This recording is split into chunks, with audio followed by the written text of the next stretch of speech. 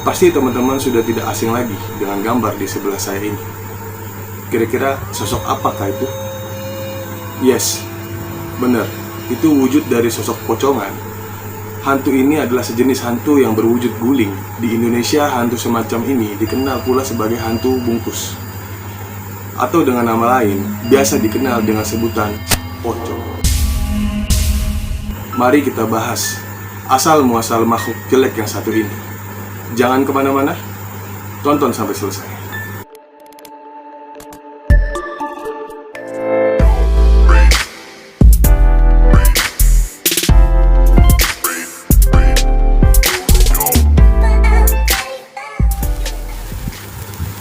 Assalamualaikum warahmatullahi wabarakatuh.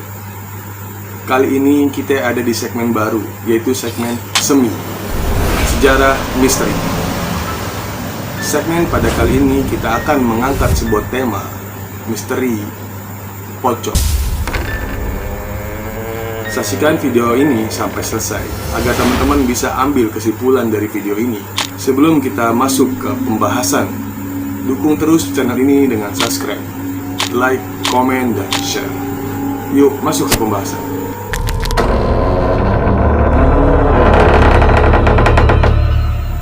Pocongan adalah salah satu hantu atau memedi yang kerap mewarnai pertelevisian dan perfilman Indonesia.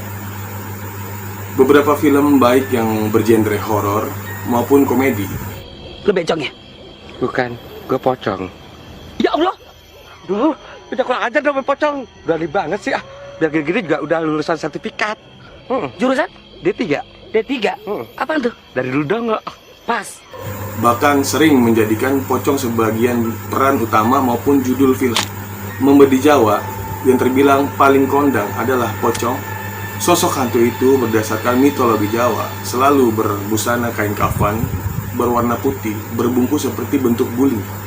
Pocong merupakan salah satu hantu yang populer di Indonesia. Banyak orang yang beranggapan bahwa pocong memiliki asal-usul dari orang yang telah meninggal dunia.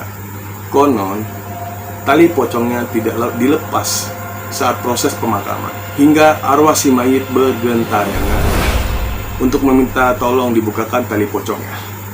Bismillahirrahmanirrahim. La ilaha illallah Muhammad Rasulullah. Astagfirullahaladzim. La ilaha illallah. Bismillahirrahmanirrahim. Nanti dulu. Jika waktu pemakaman tali pocong tidak dibuka akan gentayangan, berarti awal muasal pocong berkeliaran di tanah air gara-gara tali pocong tidak dilepas. Kira-kira masuk akal nggak teman-teman? Coba kalian komen. Oke, berarti dasar kata kuncinya tali pocong ya, tali pocongnya gitu. Bagaimana penjelasan menurut Islam soal tali pocong jenazah? Simak.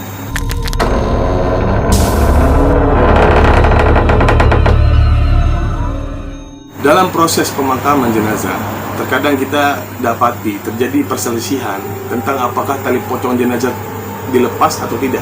Sebagian masyarakat juga berkeyakinan bahwa tali pocong yang tidak dilepas akan membuat jenazah penasaran atau gentayangan. Terkait hukum melepas tali ikatan pada jenazah yang sudah dikafani, terdapat dalam suatu hadis yang diriwayatkan dari Maqal bin Yasar radhiyallahu anhu.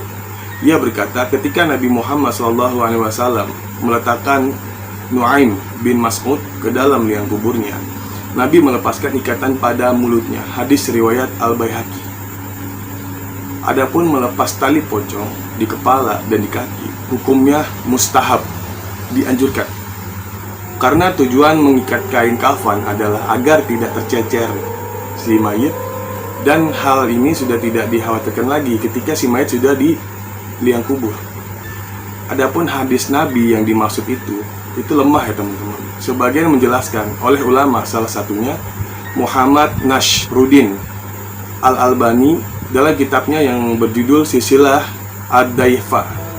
Ikatan yang mengikat di kain kafan itu dibuka semuanya ketika di liang kubur. Ini lebih utama, ketika diletakkan di dalam kuburnya, maka semua ikatan dilepaskan dari awal sampai akhir. Ini sunnah. Para ulama juga berdalil dengan perkataan Abdullah bin Mas'ud radhiyallahu anhu, "Jika kalian memasukkan mayit ke liang lahat, maka lepaskanlah ikatannya." Jadi kita mengetahui, para ulama mengatakan bahwa melepaskan tali pocong itu tidak wajib dan tidak mengapa bila tidak dilepas. Dan tidak benar juga sebagian orang bahwa tali pocong itu tidak dilepas maka mayit akan penasaran dan akan gentayangan. Ini adalah pemahaman yang batil, bertentangan dengan akidah Islam.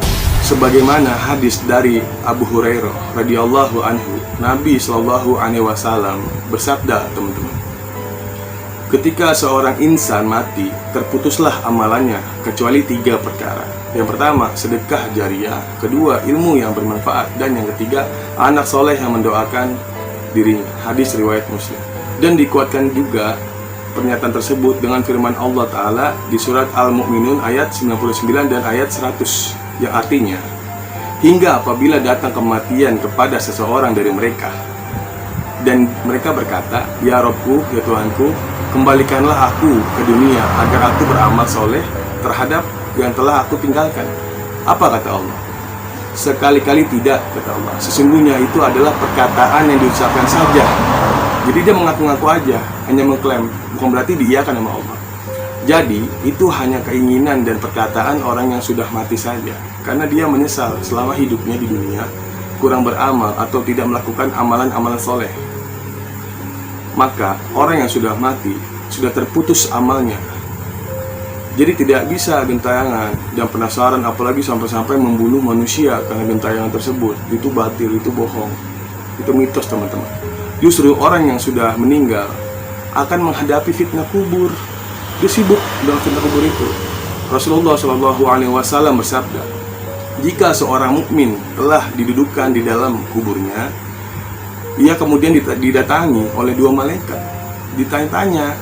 Justru orang yang sudah mati akan merasa ketakutan sekali, teman-teman, menghadapi fitnah kubur tersebut yang sangat-sangat luar biasa. Wallahu a'lam bishawab. Datanglah netizen. Tapi bang, itu buktinya teman saya pernah tuh lihat pocong, dan buktinya itu pocong pernah terekam di kamera. Nah itu gimana bang? Oke. Pertanyaan saya hanya satu. Jika pocong itu ada, kenapa hanya ada di Indonesia saja? Di Amerika, di Cina, dan di negara lainnya tidak ada? Kenapa bisa begitu? Bahkan di setiap negara masa memiliki model setan atau jin yang berbeda-beda. Ada Dracula, ada vampir, zombie, macam-macam. Coba bisa jelasin nggak, teman-teman? Jadi gini, teman-teman, itu pertanyaan istriku dan itu sudah aku jawab di video yang ini. Pertanyaan itu hampir sama juga, sama persis sama pertanyaannya Mas Panji Petualang. Pertanyaan ini sudah dibahas semuanya di video yang ini. Insya Allah teman-teman akan paham dan tahu setelah melihat video tersebut kenapa ada setan, pocong, kuntilanak, genderuwo, tuyul, dan lain-lain. Sudah aku jelaskan semuanya, dari proses awal sampai terjadinya perwujudan setan-setan seperti pocong, kuntilanak, genderuwo, tuyul, dan lain-lain. Sudah aku bahas semuanya di video itu. Langsung saja saksikan videonya, teman-teman. Link saya letak di deskripsi. Aku lagi podcast sama istriku, menanyakan hal yang sama seperti netizen tanyakan. Saya kasih bocoran sedikit ya. Semua bisa terwujud dan terbentuk karena dari prasangka kita sebagai manusia. Lah maksudnya gimana bang? Iya, kan di Indonesia mayoritas kebanyakan muslim. Jika ada orang meninggal, orang muslim, kita melihat untuk terakhir kalinya orang yang meninggal itu memakai kain kafan berbentuk pocong. Nah, di sana teman-teman yang lihat itu terbayang-bayang dan terngiang-ngiang.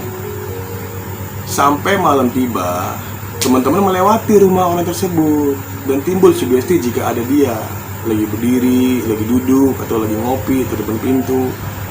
Sampai-sampai teman-teman terus dibayangin. Nah, masuklah sugesti, teman-teman ketakutan sebelum tidur. Setelah itu teman-teman mimpi. Setelah teman-teman mimpi apa yang teman-teman takutin, terbentuklah bentuk pocong itu. Alasannya buka tali pocong lah, penasaran lah, masih belum tenang lah, arwahnya lah, apalah. Teman-teman cerita sama si keluarga jenazah itu kalau teman-teman habis mimpiin dia. Akhirnya mulai tuh viral di sana. Semuanya bisa tahu kalau pocong itu gimana wujudnya karena prasangka itu. Coba di Amerika bisa Dracula. Kenapa? Karena terakhir meninggalnya yang kita lihat dia memakai jas. Dan di Cina kenapa ada vampir? Ya begitu seterusnya. Dari Abu Hurairah radhiyallahu anhu, ia berkata bahwa Nabi bersabda, Allah Ta'ala berfirman, aku sesuai prasangka hambaku. Hadis riwayat Bukhari. Nah, hati-hati sama prasangka teman-teman. Lebih jelasnya teman-teman, lihat videonya nih yang ini nih.